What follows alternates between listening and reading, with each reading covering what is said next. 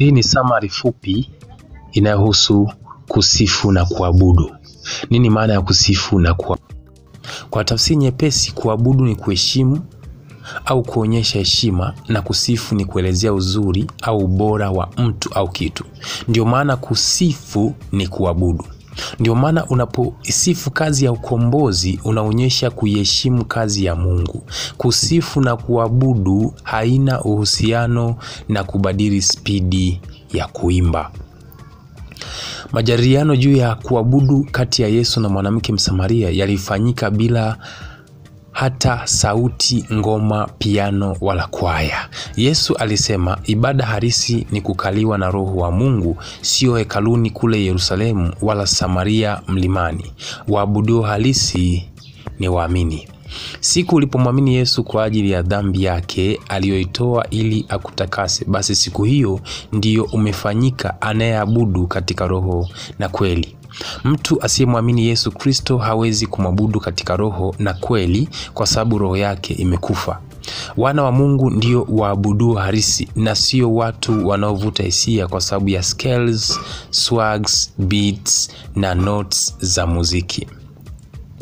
Kwa hiyo kuimba, kutoa sadaka, kuhudhuria makusanyiko, kuwapenda watu wengine, kuheshimu viongozi wako au mwenendo wote wa waamini ni ibada ikiwa inafanywa na mwana wa Mungu na kwa mtazamo sahihi, yani kumheshimu Mungu na kazi yake ya ukombozi kwa njia ya Yesu Kristo. Leo hii Mungu hayuko mtaani akitafuta waabudu halisi ili awape kumwabudu katika roho na kweli. Muamini ambaye ni nyumba ya roho, hekalu takatifu, amefanyika makao ya Mungu, tena bora kuliko hekalu la Suleiman. Huyu ndiye aliyepatikana na kutakaswa kwa dhabihu ya Yesu Kristo, amefanyika mahali ambapo Mungu amepatukuza. Na hapo ndipo ibada hiyo iliyo kamili imefanyika. Kuabudu ni zaidi ya kuimba nyimbo za taratibu kanisani. Kuabudu ni kuheshimu kazi aliyoifanya Mungu katika Kristo, kwa maana ya kuiamini, kuihubiri na kuishi. Hivyo kuabudu ni maisha yote ya muamini. Kama unasubiri Jumamosi au Jumapili peke yake ili ukaabudu kwa nyimbo za taratibu, unakuwa unajichelewesha. Kuishi kwa ajili ya Kristo ni ibada.